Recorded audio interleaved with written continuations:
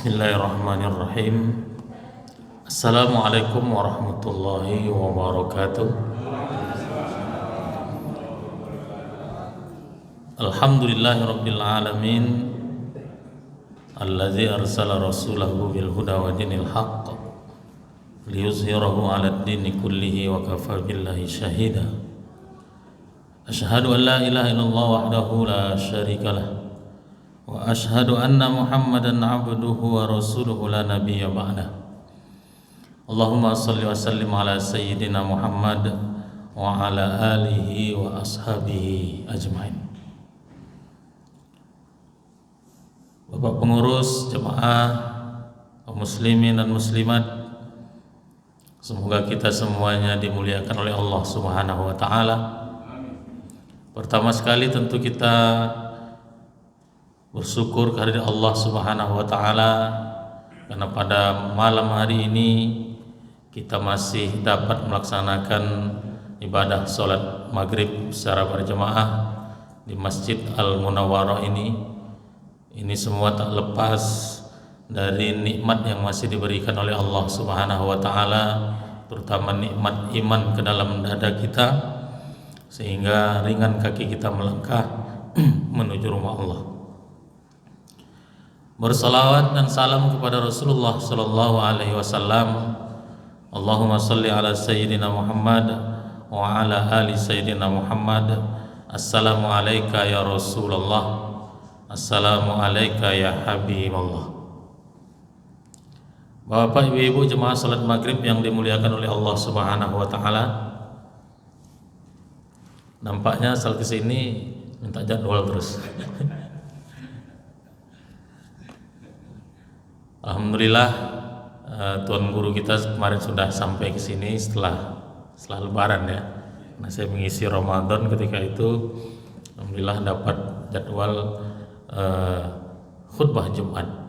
Tapi kata Mas Amir, ibu-ibu komplain karena kalau Jumat kan ibu-ibu tak ke masjid katanya, hanya melihat di jalan saja. Mudah-mudahan kita berdoa saja supaya beliau senantiasa dalam keadaan sehat, kemudian memiliki waktu nanti untuk datang ke masjid kita ini. Bapak dan Ibu, hari ini kita masih berada di bulan Muharram, tanggal 18 Muharram. Maka tema kita tidak akan jauh-jauh dari perkara yang berkaitan dengan hijrah. Ada 3 hal yang ingin saya sampaikan terkait dengan tahun baru Islam ini. Yang pertama yaitu hijrah itu sendiri.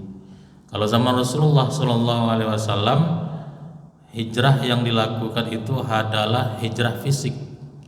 Berpindahnya Rasulullah dari satu kota, dari satu tempat ke kota yang lain atas perintah Allah Subhanahu wa taala. Adapun hari ini, apakah masih ada orang yang hijrah tempat? Boleh jadi ada, karena tempat ini terkadang mempengaruhi tabiat karakter yang kita lakukan sehari-hari. Maka jika ada kita yang tinggal di tempat lingkungan yang tak baik, kalaupun kita kuat dari pengaruhnya, tapi boleh jadi keluarga anak-anak kita tak kuat, nanti akan terpengaruh, maka boleh jadi ketika itu kita mesti pindah tempat, mencari tempat lingkungan yang lebih baik. Tapi kalau tempatnya sudah baik, tinggal dekat masjid, ada yang mengajak kita untuk senantiasa sholat, mengikuti majelis taklim, pengajian. Kalau ada yang meninggal dunia, kita pergi sama-sama bertakziah. Kalau misalnya ada jalan rusak, kita ikut bergotong royong, bersosialisasi. Lingkungannya baik, mengajak kita kepada kebaikan, tak ada pengaruh jelek di sana. Lantas hijrah yang seperti apa yang mesti kita lakukan? Tentu kita harus menjadi orang yang lebih baik dari waktu ke waktu.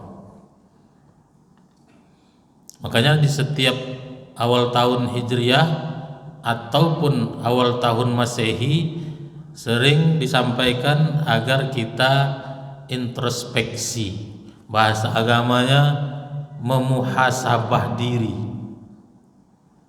Hasibu qabla an tuhasabu, kata Sayyidina Umar Ibnul Khattab radhiyallahu anhu.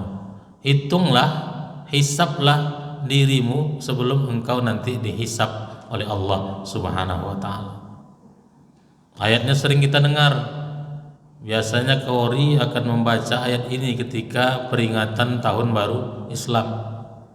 Apa punya ayatnya itu, Mas? Lupa pula.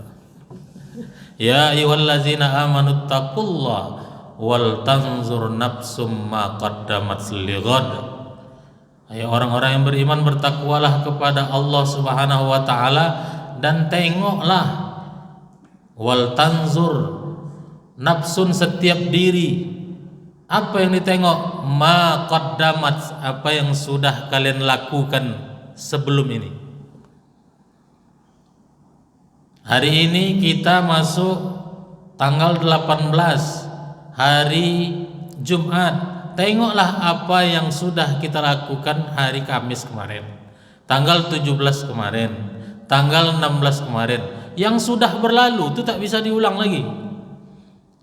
Kalau beberapa waktu yang sudah berlalu itu kita melakukan keburukan, maka tak bisa dihapus, tak bisa diedit. Hari ini kalau kita ngirim chat WA, ibu-ibu kan sering tuh kadang-kadang mengirim chat WA salah, ada kalimat, kata, huruf, angkanya yang salah, itu biasanya dihapus atau diedit? Diedit. Sekarang sudah bisa diedit, tak perlu dihapus. Karena kalau dihapus nanti di dalam grup dicemeh kawan, percuma dihapus lah, dituli malaikat, lah dicatat. Bisa diedit. Walaupun sudah kita lakukan dengan kecanggihan teknologi, bisa diedit. Tapi kesalahan yang kita lakukan di waktu yang sudah berlalu tak bisa lagi diedit, tak bisa lagi dihapus, tapi bisa diperbaiki. Dengan cara apa? Muhasabah. Itulah dia itu maksudnya, wal tanzur nafsum ma qaddamat. Hendaklah tiap-tiap masing kalian menengok. Kalau andai kata ingat kita atau ada catatan setiap apa yang kita lakukan, setiap langkah ada catatannya. Tengok catatan tuh kemarin aku ngapa. Sebelum besok kita tengok catatan dari Allah, karena catatan dari Allah tuh lengkap, semuanya lengkap, detail. Apa saja kita lakukan, baik besar maupun kecil, semuanya akan dicatat oleh Allah Subhanahu wa taala. Kita ingatlah setahun yang lalu, sebulan yang lalu, seminggu yang lalu, 2 hari yang lalu, semalam yang lalu, apa yang kita lakukan. Andai ada perbuatan-perbuatan kita yang tak betul, maka disitulah kita bermuhasabah. Kalau yang kita kerjakan baik, maka tentu kita mau ada peningkatan. Semakin ke ujung, semakin baik hendaknya. Terus kalau sudah kita bermuhasabah, wal tanzur nafsum ma qaddamat, untuk apa catatan itu ditengok? Untuk apa kita menghitung-hitung, mengintrospeksi diri? Lighadin, lanjutan ayatnya, untuk hari esok. Hari esok itu hari akhirat, hari yang lebih lama dan lebih kekal dari hari yang kita berada pada waktunya saat ini di dunia. Berapa lama kita sejak ditiupkan ruh oleh Allah Subhanahu wa taala hingga hari ini? Tak lama. Dulu ibu-ibu di kandungan berapa tahun? 9 bulan. Awak nanya berapa tahun? Jawabnya 9 bulan. 9 bulan tak lama. Bahkan orang hari ini ada yang prematur, belum cukup lagi bulan dah lahir. Ada juga yang harus dilahirkan karena mencari tanggal yang cantik, dioperasi, dibedah, sesar. 9 bulan. Ada beberapa mungkin yang lebih dari itu, ada yang sampai setahun. Imam Syafi'i itu kabarnya sampai 2 tahun dalam kandungan. Setelah lahir, tambahlah umur kita masing-masing hari ini. Saya hari ini baru mau masuk 46 tahun. Masih muda lagi, Bu, dibanding ibu. Dibanding anak itu tua saya. Nah, macam-macam umur kita, ada yang 50, ada yang 60, ada yang 70. Kita datalah warga jemaah kita yang ada di lingkungan Masjid Al-Munawwarah ini, siapa yang paling lama hidupnya. Waktu meninggal tuh siapa yang paling tua baru meninggal di lingkungan kita ini, baik yang kita ingat maupun yang tak ingat. Berapa? 70, 80, ada yang sampai 100 tahun jemaah Masjid Al-Munawwarah? Ada. Lamakah itu? Oh, kalau hidup di dunia ini rasanya lama. Apalagi kalau hidup ini susah, lama betul. Tapi kalau hidup ini senang, terasa cepat. Cepat betul lah Lebaran ini. Ini dah Muharram. Nanti setelah Muharram masuk bulan 2, tak terasa nanti dah Ramadan pula lagi. Padahal rasa-rasanya baru kemarin saya kesini, itu di bulan Ramadan. Cepat waktu berlalu, sebentar saja. Itu yang disuruh tengok oleh Allah Subhanahu wa taala sejak kita terlahir ke atas dunia sampai hari ini, detik ini. Karena yang di depan belum bisa ditengok lagi. Ini setelah kajian ini nanti kita keluar belum bisa ditengok tuh lagi sendal apa masih ada atau tidak. Sekarang maksudnya. Yang bisa ditengok, yang bisa kita hitung, yang bisa kita teropong itu ditengok itu adalah yang sudah berlalu. Saya sudah hampir 15 menit berbicara. Saya bisa menghisap-hisap, menghitung-hitung apa yang sudah keluar dari mulut saya 15 menit sebelum ini. Nah, itu maksudnya menghitung-hitung. Jangan banyak yang menyinggung perasaan Bapak dan Ibu. Itu muhasabah. Pulang nanti setelah kajian ini di dalam kendaraan sampai ke rumah, saya ingat-ingat 39 menit. Tahu Ustaz 39? Saya naik tadi jam 7, waktu Isya jam 19.39. 39 menit saya bicara di rumah, bisa saya pikirkan apa kira-kira yang sudah disampaikan tadi. Ada tak kira-kira manfaatnya? Didengar enggak? Diresapi enggak apa yang saya sampaikan tadi oleh jemaah? Kira-kira besok diundang lagi atau tidak? Kan tentu gitu muhasabahnya. Nampaknya diundang nih sampai dapat jadwal luas sampai. Kalau udah dapat tak diundang lagi. Dihitung. Anggaplah 70 tahun umur kita. Sudah dapat bonus tuh kalau ikut Nabi, ikut Rasulullah 63 tahun. Apa yang sudah kita buat selama 63-70 tahun itu? Ibadah sholat kita ya gitu-gitu aja. Kadang-kadang duha, kadang tidak. Kadang bangun malam, tahajud. Oh, saya tiap malam bangun Ustaz, tahajud enggak, ke kamar mandi. Puasa kita ya semangatnya di Ramadan saja. Di puasa-puasa sunnah yang yang viral, puasa Arafah. Itu kan viral tuh, puasa-puasa yang viral. Ya kita kadang-kadang puasa juga. Kenapa? Ya masa awak tak puasa, orang lain puasa, tak mungkin lah awak tak puasa sendiri, ya kan gitu kan. Itu pun berkelahi juga. Puasanya hari hari Selasa atau hari Rabu. Karena bingung kan nengok orang betikai hari raya nih berbeda nih kan, bingung puasa Arafahnya kapan. Tak usah bingung-bingung, sesuai keyakinan aja. Kalau hari itu tanggal 9 Zulhijjah menurut keyakinan kita, tanggal 9 itulah kita puasa Arafah. Tapi kalau masih tanggal 8 atau udah tanggal 10 jangan puasa. Yang kacau itu kan dia, kemarin kita lebaran Idul Adha hari Kamis ya. Kamis ya, yang kacau itu dia puasa hari Selasa, Idul Adhanya hari Kamis. Hari Rabu itu hari apa? Tanggal 9,5. Ada juga orang yang khutbah hari raya itu 2 kali. Kita Idul Fitri sama Idul Adha kan beda kan? Ada yang 2 kali khutbah. Saya bilang kan enak juga jadi orang Muhammadiyah ini kan 2 kali dia khutbahnya. Awak tak bisa. Awak ikut pemerintah tak bisa 2 kali khutbahnya. Masya Allah. 70 tahun waktu yang disediakan oleh Allah Subhanahu wa taala, itulah kita tengok bagaimana sholat kita, puasa kita, bagaimana zakat kita, infak sedekah kita, bagaimana kita bersosialisasi dengan tetangga, bagaimana cara kita hidup berjamaah. Tengok. Wal tanzur nafsum ma qaddamat.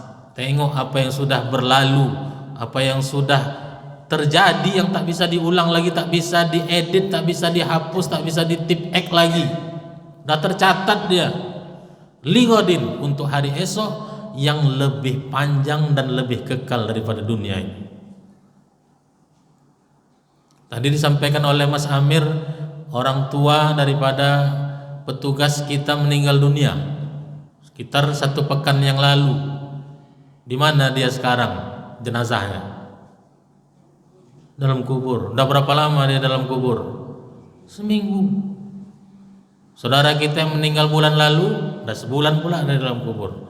Yang setahun lalu meninggalnya, udah setahun pula dia di dalam kubur. Yang 10 tahun yang lalu, yang 100 tahun yang lalu, yang 1000 tahun yang lalu, yang beribu-ribu tahun yang lalu meninggal, di mana mereka sekarang? Dalam kubur. Itu fase setelah dunia. Fase pertama alam ruh. Ada 50.000 tahun sebelum alam semesta ini diciptakan, sudah ditulis oleh Allah Subhanahu wa taala di Lauhil Mahfuz, alam ruh. Setelah itu kita masuk ke dalam rahim ibu kita 9 bulan. Setelah itu masuk ke dunia. Nah, sekarang kita masih di dunia lagi. Belum ada lagi yang meninggalkan dunia. Karena kalau ada yang meninggalkan dunia setahun yang lalu, datang dia pada malam ini, nah bagus kita pulang aja. Yang meninggal bertahun-tahun, puluhan, ratusan, ribuan tahun yang lalu, sekarang masih di dalam kubur. Belum sampai dia ke akhirat lagi. Kira-kira di dalam kubur tuh butuh bekal tak? Butuh. Keyakinan kita orang ahlu sunnah wal jamaah, orang beriman, bahwa di dalam kubur itu ada 2 keadaan. Kalau jenazahnya baik, maka dia akan mendapati nikmat kubur. Tapi kalau jenazahnya tak baik, maka mendapat siksa kubur. Tapi nanti ada jemaah Masjid Al-Munawwarah ini yang tak diazab kubur sama malaikat. Amin kata Bapak. Kenapa? Karena istrinya cerewet. Kata malaikat, jangan diazab lagi, di dunia ada azab deh dah.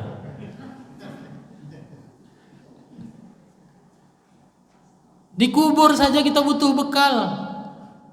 Yatsba'ul maita salasah, yang akan mengiringi jenazah kalian besok kalau meninggal dunia itu ada 3. Yang pertama ahluhu, keluarga. Kalau kita meninggal, saudara kita meninggal, kita ramai mengantarkan ke pemakaman. Tapi sesayang-sayangnya ibu, kalau bapak meninggal tak ada yang mau menemani di dalam liang lahat. Bahkan hari ini banyak orang tua meninggal, ayah, emak meninggal, anak tak mau masuk liang lahat menyambut jasad kita. Nah, banyak kita saksikan itu. Disuruhnya orang lain, disuruhnya garim masjid, disuruhnya ustadz yang masuk ke dalam liang lahat. Itu masih di liang lahat, apalagi suruh masuk ke situ kemudian ditimbun, tak ada yang mau, walaupun kita sayang. Semua keluarga yang mengantarkan, baik yang dekat maupun yang jauh, semuanya pulang ke rumah. Tak ada yang mau tinggal. Kalaupun ada nanti ibu-ibu yang suaminya meninggal, orang udah pulang semua, dia masih menggugu-gugu, nangis, itu acting aja tuh. Tengoklah sampai ke rumah, menangis dia juga. Memang sehari 2 hari. Kita kalau ada orang meninggal dunia, berapa lama, andailah yang meninggal itu orang terdekat kita, berapa lama kita sedih merasa kehilangan? Nggak lama dong. Setelah itu kita lupa. Begitulah nasib kita nanti jadi jenazah kalau kita sudah meninggal dunia. Ahluhu, keluarga yang mengantarkan itu semuanya akan pulang. Yang kedua yang akan ikut ke pemakaman kita itu wa maluhu, harta. Karena pemakaman kita jauh. Kalau di kampung-kampung dulu, di mana masjid, di depannya ada kuburan. Komplit dia karena sama-sama tanah wakaf. Diwakafkan ini untuk kuburan, ini untuk pemakaman, ini untuk masjid, ini untuk pemakaman. Dekat, tak perlu pakai ambulan. Yang ikut tak perlu pakai kendaraan. Kalau kita di Kota Pekanbaru, kuburan jauh. Kalau kuburan pemerintah ada banyak yang penuh, sehingga banyak pengurus SKM, pengurus RW, pengurus masjid berinisiatif membeli tanah pekuburan sendiri. Kita ada tanah pekuburan sendiri di sini. Tak ada ya. Jadi kalau ada yang meninggal masih ke Raja Wali. Uka punya Pemko ya. Nah, kalau kami punya tanah pekuburan sendiri di Kartama. Nah, 1/2 hektar. Nah, maka ketika ada yang meninggal dunia karena jarak yang jauh, harta kita akan ikut mengantar. Mobil, segala macam mobil merek yang ada dalam garasi itu dikeluarkan. Apa merek-merek mobil sekarang? Avanza, Innova Reborn, Fortuner kata ibu itu kan, Pajero, semua lah kendaraan yang kita cari pergi pagi pulang petang, peras keringat, banting tulang. Ketika kita meninggal dunia, mobil itu dikeluarkan semuanya karena ramai orang akan mengantarkan kita. Tapi jenazah kita ada naik Pajero. Karena sayang kita nih, dia lah dulu membeli nih. Dia peras keringat, banting tulang, tak tahu waktu, pergi pagi pulang pagi mencari harta. Inilah mobil dia. Bagaimana untuk penghormatan terakhir jenazah ini kita pakai, naikkan dengan kendaraan kesayangannya. Tak ada yang mau. Tetap pakai ambulan. Itu pun ambulan gratis. Kalau bisa yang ada logo partainya, itu pasti gratis tuh. Apalagi sekarang, karena udah dekat-dekat pemilu kan. Harta semua mengantarkan. Tak cukup kendaraan pribadi, pinjam kendaraan tetangga. Tak cukup kendaraan tetangga, charter oplet. Tempat saya masih ada tuh, kalau ada orang meninggal masih charter oplet. Inisiatif ibu-ibu RT, tergantunglah RT mana yang ada warga yang meninggal, biasanya disiapkan oplet karena jemaah banyak yang mau ngantar. Saya pikir jemaah yang mau banyak mengantar nih karena dia sayang dengan yang meninggal, rupanya tidak. Dia sekalian nebeng mau ziarah ke makam keluarga yang meninggal. Jadi tak peduli dia dengan yang meninggal nih, dia pergi ke kuburan keluarga yang meninggal. Karena kalau tak ada momen itu, entah bilo-bilonya ke kuburan menengok kuburan keluarganya yang sudah lama meninggal. Jadi punya niat ganda lah gitu kan. Sekali menyelam minum air, habis itu tenggelam. Keluarga yang mengantarkan pulang, harta yang kita naiki, yang kita dibawa pakai ambulan, semuanya pulang. Mobil akan masuk ke garasi. Keluarga nanti akan menangis sehari, 2 hari, 3 hari, seminggu, 2 minggu. Keluarga yang jauh mulai balik dia ke tempat asalnya, ke kampung halamannya. Anak-anak yang meninggalkan pekerjaan, cuti karena orang tuanya meninggal, dapat izin hanya beberapa hari, kembali ke tempat bekerjanya. Tinggallah kita sendiri di rumah. Apa yang kita pikirkan? Di mana letak kunci lemari? Tentu dicari surat-surat tuh, karena tak mungkin surat tanah masih atas nama orang yang sudah meninggal. Nanti kalau dijual takut orang membelinya. Harus balik nama. Surat tanah balik ke nama. BPKB mobil balik nama. Karena nanti sudah berubah alamatnya kalau sudah meninggal dunia. Lantas apalah ya agaknya akan menemani kita di dalam kubur, di alam barzah, di liang lahat itu? Wa amaluhu, amal. Itulah yang disuruh tengok setiap kali peringatan tahun baru Hijriah itu. Wal tanzur nafsum ma qaddamat. Tengoklah amal li ghadin, kalau sudah meninggal apa yang mau dibawa ketika kita meninggal dunia. Harta yang kita cari akan diperebutkan oleh orang yang tinggal, oleh ahli waris. Keluarga seminggu 2 minggu dia sedih ingat dengan kita. Setelah itu dia disibukkan dengan pekerjaan aktivitasnya masing-masing, karena memang itu sudah manusiawi begitu.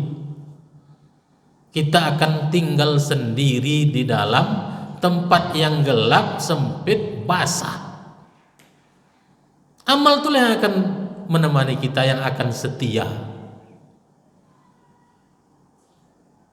Maka kata Rasulullah sallallahu alaihi wasallam, "Iza matal insan inqata'a amaluhu." Kalau seseorang manusia itu meninggal dunia, terputuslah amalnya. Terputus di sini maksudnya amal orang yang meninggal tadi.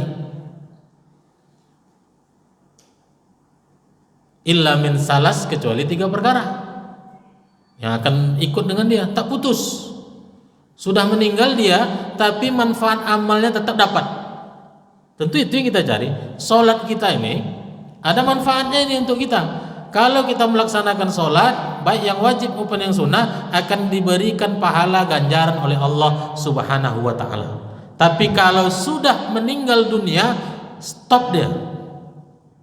Puasa, kalau dipanjangkan umur kita sampai nanti kita di Ramadan 1445 Hijriah, puasa kita full, dapat kita pahala ganjaran oleh Allah Subhanahu wa ta'ala. Setelah itu ditakdirkan Allah kita mati, maka stop, tak bisa lagi kita mencari pahala puasa. Tapi ada yang akan mengalir terus, kata Rasulullah. Semua amalan orang meninggal itu putus illa min salas, kecuali 3. Yang pertama, shadaqatun jariyah, sedekah jariyah. Itulah yang diminta sama Mas Amir tadi, amplop tadi itu. Diingatkan pula 5.000, 10.000, jangan 2.000 ya. Tak mau orang nih ngasih 2.000 lagi Mas. Kenapa? Perlu duit 2.000 itu untuk parkir, sekarang susah. Apalagi duit 1.000 receh kemarin tak laku, sekarang disimpan. Dulu saya aja duit logam 1.000 tuh. Sekarang disimpan. Kenapa? Mobil 3.000 sekarang. Kita kasih 4.000 tak balik. Belanja pula kita ke minimarket, tak ada di situ lah, kena 3.000. Pindah ke tempat lain, belanja belum jadi lagi. 2-3 tempat 10.000, 9.000 untuk parkir. Risau kita kalau tak bayar parkir di dunia ini. Parkir di kubur tak kita pikirkan. Itulah dia shadaqatun jariyah itu. Apa yang kita masukkan ke dalam kotak infak, apa yang kita sumbangkan untuk panti asuhan, apa yang pernah kita wakafkan untuk pembangunan masjid, pondok pesantren, MDTA, gaji guru, ngaji dan lain sebagainya, selama apa yang kita sumbangkan tadi dimanfaatkan orang untuk kemaslahatan umat, selama itulah mengalir pahalanya ke kubur kita. Walaupun kita sudah meninggal dunia, kita tak lagi berinfak, kita tak lagi bersedekah, kita tak lagi bayar zakat, tapi manfaatnya masih dirasakan. Ini orang yang pertama mewakafkan tanah ini untuk masjid, orang yang pertama menyumbangkan 1 kotak keramik. Ini kan keramik lama nih, udah puluhan tahun nih, tak ada lagi sekarang nih yang di dinding. Dah meninggal orang yang dulu mengantarkan 1 kotak, 2 kotak, 1 sak, 3 sak semen. Dah meninggal dia puluhan tahun yang lalu. Masjid ini masih berdiri, masih digunakan untuk sholat, untuk majelis taklim, untuk kegiatan-kegiatan remaja, maka mengalir pahalanya ke kuburan orang yang datang mengantarkan 1 kotak keramik, 1-2 sak semen. Itu yang dimaksud sedekah jariyah. Maka kalau kita cerdas, itu yang mestinya diperbanyak. Yang dimasukkan ke kotak infak, itulah yang nanti akan mengalir pahalanya. Adapun yang masuk ke dalam perut, kita belikan makanan. Yang kita masukkan ke dalam lemari, kita belikan pakaian. Sepanjang dia tak memberi manfaat kepada orang lain, maka akan busuk kalau dia makanan, akan lapuk kalau dia pakaian. Berapa banyak kita punya lemari, ya kan, isinya pakaian. Kenapa tak dipakai lagi? Tak muat. Badan sudah semakin besar, bukan baju itu yang mengecil. Tak muat. Simpan dalam lemari. Kenapa? Sayang. Mati kita, tak ada meninggalkan manfaat. Tapi kalau selagi hidup ini, balik nanti dari masjid ini, buka lemari yang lama tak dibuka itu, ada mukena yang masih bagus, baju kurung yang masih bagus, kasih ke tetangga, kasih ke keluarga, kasih ke fakir miskin, dipakainya dibawanya sholat, dibawanya ke majelis taklim, dibawanya ke masjid, mengalir pahalanya untuk kita, timbang disimpan di dalam lemari. Itu yang pertama yang akan mengalir pahalanya ke kubur kita. Yang kedua, yang tak putus mengalir pahalanya walaupun seseorang itu sudah meninggal dunia, au ilmun yuntafa'u bih, ilmu yang bermanfaat. Pandai buat kue, ajarkan ke janda yang anaknya 5. Tapi ibu yang ajarkan, jangan bapak suruh ngajarkan, bahaya.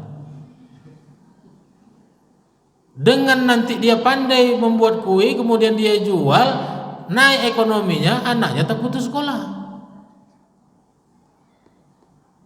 Saya baru pulang dari Inhu.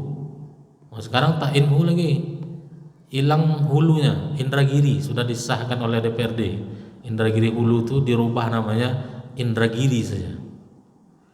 Nah, ini Miss Naimah tak tahu, dia di kampung dia sudah berubah. Saya datang untuk survei rumah tidak layak huni dari Basnas. Setelah wawancara dengan yang punya rumah, dia punya anak 2, masih muda. Yang kecil kelas 4 SD, yang besar tamat SMP. Nah, ibu kerja di mana? Saya kerja di rumah orang, mencuci, menggosok. Berapa upahnya? 500.000 sebulan. Pakai apa pergi? Pakai sepeda motor. Ditunjukkannya sepeda motor. Suami kerja mana? Sudah cerai. Sudah cerai. Terus anak yang tamat SMP itu mana? Di Inhil dia kerja dengan orang jualan semangka. Kenapa tak sekolah? Sudah mendaftar online, lulus, sudah daftar ulang, menengok biaya seragam, ini segala macam, uang buku, apa segala macam, menengok itu mundur teratur, anak tetap mau sekolah karena menengok prihatin orang tuanya susah. Yang awalnya kita ingin membantu rumahnya tetap kita bantu, tapi kita menjumpai ada anak tamat SMP tak sekolah, dia pintar. Nah, akhirnya kita telepon orang yang punya pengaruh, tolong diuruskan supaya dia masuk sekolah. Alhamdulillah hari ini sudah datang ke sekolah, karena rupanya panitia PPDB ini begitu ditelepon anak ini tak sekolah gara-gara tak sanggup bayar seragam, takut juga. Karena kan sedang heboh-heboh sekarang. Di Jawa itu ada sekolah yang seragamnya sampai 2 juta, akhirnya dihebohkan, dihapuskan. Rupanya orang takut dengan seperti itu. Akhirnya pokoknya datang aja hari Senin besok, antar anaknya sekolah. Mana ada baju abang kakak kelas yang sudah tamat yang muat, pinjam saja. Kalau tak ada, mana baju yang ada, yang penting sekolah. Nah, bayangkan kalau ada orang yang seperti itu, kemudian ibu-ibu punya ilmu, diajarkan entah ilmu menjahit, entah ilmu buat kue, ilmu apa sajalah. Kemudian dia pandai, dia kembangkan, kemudian bagus ekonominya, anak-anaknya sekolah, kemudian anak-anaknya berhasil masuk pondok pesantren, menghafal Quran, menjadi anak soleh-solehah, mengalirlah pahalanya terus. Sedikit cuma yang kita ajarkan. Sekarang kan orang banyak yang pelit terkait resep ini resep keluarga turun temurun gitu. Tak mau diajarkan. Diajarkannya 3 aja. Yang 2 ini tak boleh diajarkan. Habis 39 menit. Yang terakhir, awaladun soleh yad'ulah, anak soleh yang mendoakan kita. Beruntung yang punya anak, kemudian dididik dia dengan baik, kemudian didoakannya kita ketika nanti kita meninggal dunia. Baru satu yang kita sampaikan, memang begitulah cara Ustadz supaya diundang lagi ke sini. Nah, kan ada 3 tadi kan. Yang pertama hijrah, yang kedua berjamaah, yang ketiga istiqomah. Yang 2 lagi nanti tunggu di WA oleh Mas Amir Tohar. Demikian yang dapat saya sampaikan, lebih dan kurang mohon maaf. Billahi taufiq wal hidayah. Wassalamualaikum warahmatullahi wabarakatuh.